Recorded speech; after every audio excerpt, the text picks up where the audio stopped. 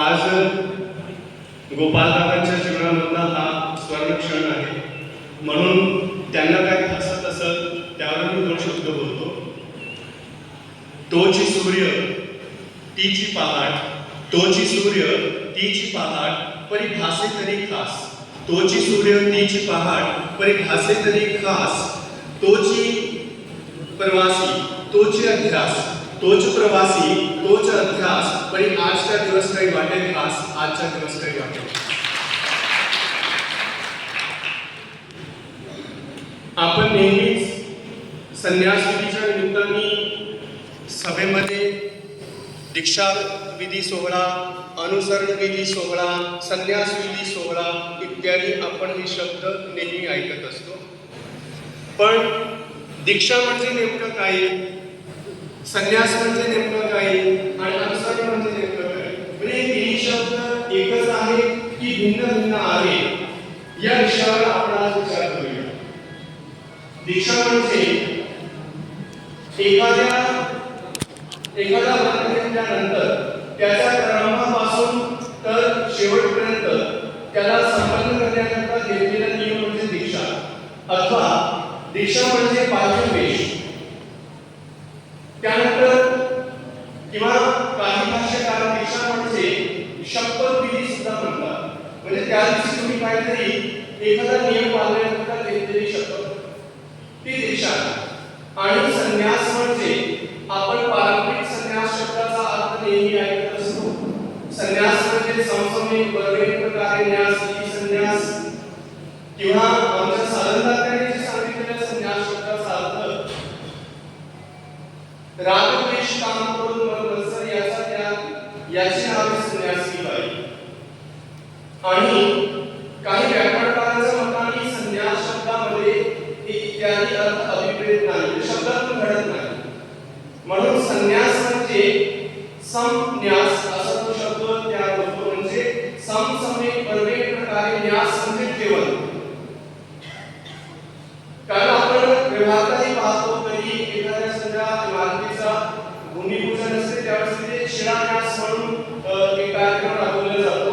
म्हणजे तिथे त्या भूमिपूजनाच्या टाइमला तिथे न्यास म्हणजे एखादा त्यांना तो जी शिला ठेवायची आहे त्याची त्या इमारतीची ठेवण ठेवायची आहे. मग आपल्याला इथे संन्यास या शब्दाचा अर्थ काय उपयुक्त आहे, तर इथे संन्यास म्हणजे आपल्या आत्मरूपी जमिनीवर आपल्याला सम म्हणजे चांगल्या कर्माची, न्यास म्हणजे ठेवण ठेवायची आहे, तो म्हणजे आज घेतलेला जो संन्यास आहे.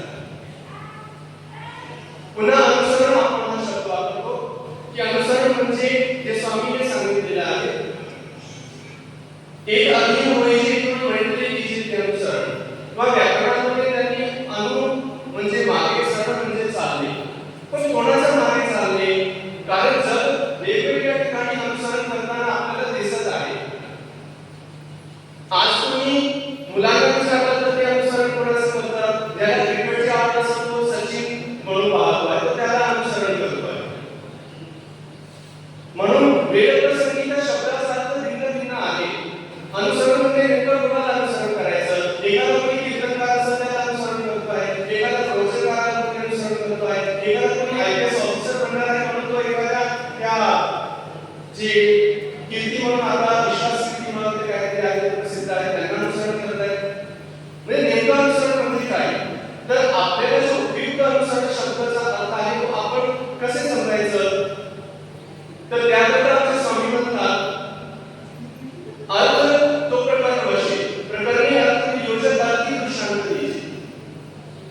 कुठल्याही शब्दाला समजण्याकरता प्रकरणाची फार महत्त्व आहे, प्रसंग कोणता आहे, कोणत्या प्रसंगावर तो शब्द सांगितला गेलेला आहे आणि त्याकरता त्या अर्थाला समजण्याकरता दृष्टांत द्यावं लागते. कारण की शास्त्र समजणारे भिन्न भिन्न प्रकारचे बुद्धिमंत आहे.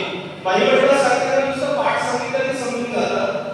वटोबासारखे जे आहे त्यांना अर्थ सांगावं लागते, काहींना अर्थांतर सांगावं लागते आणि महादेशासारख्या दृष्टांतही द्यावं लागतात. बाईसासारख्या दृष्टांतही सांगावं लागते. बाबा विद्या म्हणजे काय? अनादि विद्या. अनादि विद्या म्हणजे काय? मूलविद्या. मूलविद्या म्हणजे काय? अनादि विद्या. अनादि विद्या म्हणजे काय? आम्हाला आता सांगितले मला पाहिजे. म्हणजे ती सुद्धा समजत नाही. काही इतके म्हणजे आमच्यासारखे अभूत आहे की दृष्टांत देऊन सुद्धा समजत नाही. यावर मला एक गोष्ट आठवली. एक खेडेगावामध्ये जुन्या काळातली गोष्ट आहे. त्यावेळेस मॅट्रिक पास झालेला मुलगा आणि त्याला बँकेमध्ये लिफ्ट मॅनची नोकरी मिळाली. त्यावेळेस सरकारी नोकरी म्हणजे फारच म्हणजे त्याला महत्त्व देण्यात यायचं आणि नोकरी लागली म्हणून आजूबाजूच्या खेड्यामध्ये माहिती पडलं आमच्याच मुलाला नोकरी लागली, ती बँकेमध्ये नोकरी लागली काय माहिती, म्हणून त्याला स्थळ द्यायला लागले. मग त्याच्या वडिलांना विचारायचं कुठे नोकरी काय करतो, कुठे आहे, तर बँकेमध्ये काय करतो मला माहिती. मग एक दिवस पोरगा रविवारी दिवशी घरी आला. त्यांनी विचारलं भाऊ तू नोकरी लागली म्हणून तुला स्थळ यायला लागले, पण मला नेमकं सांगता येत की तुला नोकरी काय लागली. पण त्यांनी खूप समजवण्याचा प्रयत्न केला. बाबा मी लिफ्टमॅन आहे. पण लिफ्टमॅन काय असतो पण तुम्हाला असं समजणार नाही, असं करा तुम्ही उद्या माझ्यासोबत चला. मग तो त्या आपल्या वडिलांना बँकेत घेऊन गेला. मग त्यांनी बाहेर लिफ्टच्या बाहेर त्यांना उभा केला, स्वतः तो लिफ्टच्या रूममध्ये गेला आणि आजी 75 वर्षाचा जवळजवळ त्यांना वरच्या 5व्या माळ्यावर जायचं होतं, म्हणून त्यांनी त्यांना लिफ्टमध्ये बसवला.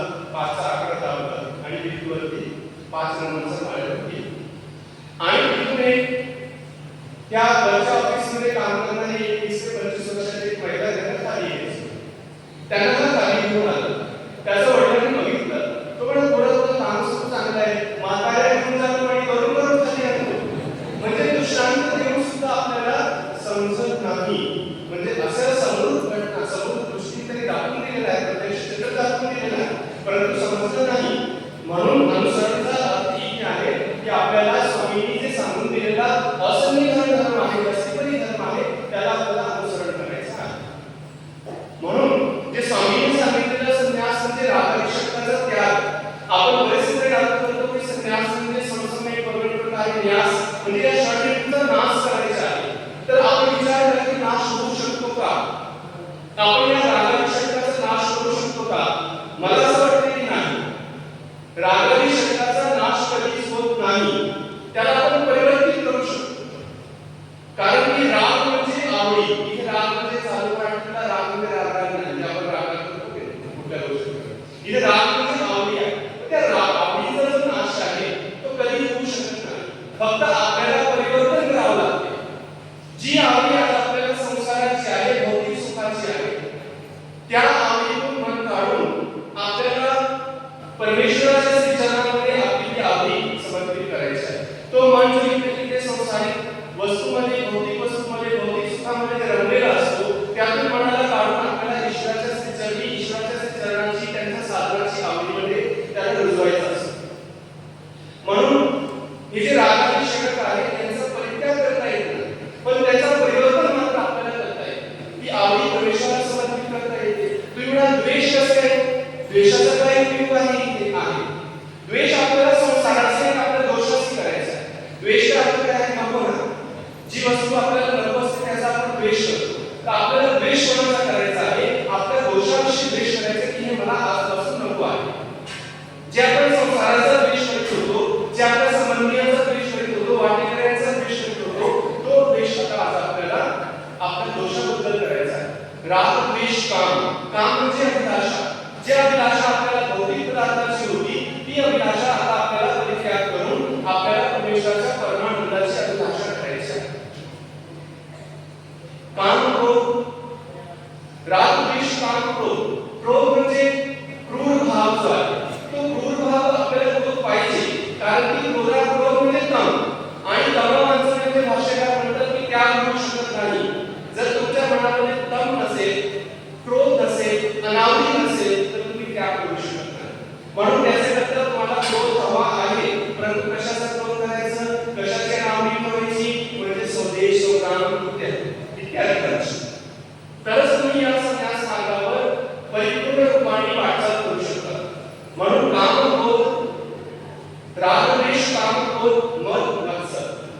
त्याने आपल्याला हे बदलून परमेश्वराचा सन्मान लावायचा आहे. म्हणून याचा परिवर्तन होऊ शकतो, परंतु नाश नाही. परंतु याचा नाश करण्याकरता आपल्याला एक योग्य मार्गदर्शनाची आवश्यकता असते. आणि तो योग्य मार्गदर्शन म्हणजे जे ईश्वराने अधिष्ठित केलेले श्री गुरुदेव मामाजी सारखे जे अधिकरण आहे, त्या अधिकरणाचा संविधानामध्ये येऊन या रागाची शिकावर नियंत्रण कसे मिळवायचे आहे ते आपण प्राप्त करू शकतो. म्हणून आपल्या सर्वांचे जे शब्द आहे, माझे नाही, एका आधी समजा एका साधकांनी इथेच या मंचावर हे शब्द म्हणून दाखवलेले होते. वास्तवाचे भार मामाजीने दिले, वास्तवाचे भार मामाजीने दिले, ब्रह्मविद्येचे ज्ञान मामाजीने दिले, ब्रह्मविद्येचे ज्ञान मामाजीने दिले. जन्म हा निष्पर्ण झाडासारखा होता, जन्म हा निष्पर्ण झाडासारखा होता. सर्व हिरवे पान मामाजीने दिले, सर्व हिरवे पान मामाजीने दिले. माझ्याकडे एवढेच ज्ञान म्हणजे मी काय होतो ऐसा माझ्याकडे, मी काय होतो म्हणजे तरुणपणे होतो, मूळ मी कुठे होतो, हे सर्व जे ज्ञान हे मामाजीने दिले. एवढेच ज्ञान हे सर्व मामाजीने दिले. जीवनातले सर्व हिरवे पान हे मामाजीने दिले.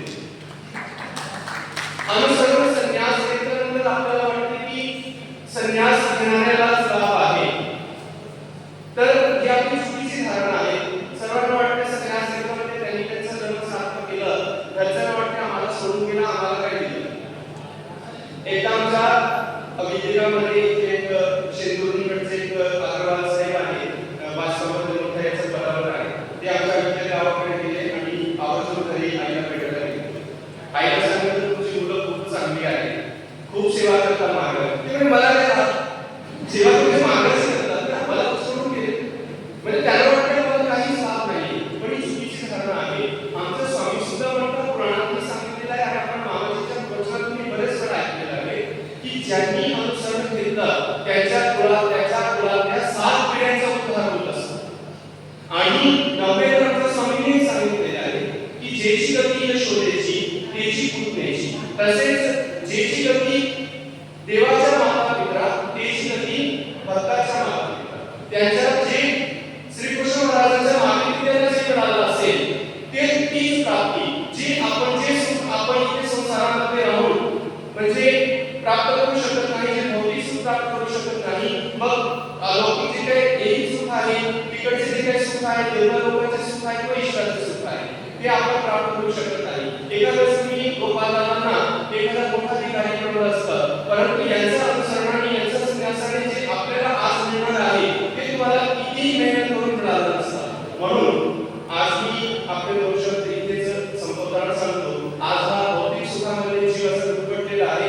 आज आपण पेपरामध्ये वाचतो की आता नुकताच शुभांशु शुक्ला पडुलंचे ते त्या आकाश मंडळाची यात्रा करून आलेले आहे आणि जिथे हा जीव म्हणजे या चंद्राकडे पोहोचण्याचा प्रयत्न करतो आहे, तिथे एखाद्या साधकांनी आज या भौतिक सुखाला तिलांजली देऊन आणि परमेश्वराच्या मोक्ष मार्गावर वाटचाल करणे ही सोपी गोष्ट नाही. त्या मनावर खूप मोठा नियंत्रण करावं लागते आणि तो कार्य आज आपल्या गोपालदादा गोपीराज दादा यांनी केलेला आहे. म्हणून त्यांच्याकरता आज आपल्याला सर्वांनी टाळ्याच्या गजरामध्ये त्यांचा अभिनंदन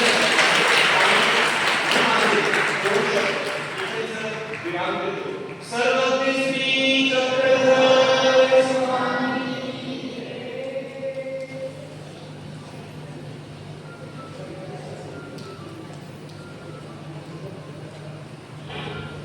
धन्यवाद दादा. वेळ तर आपल्याला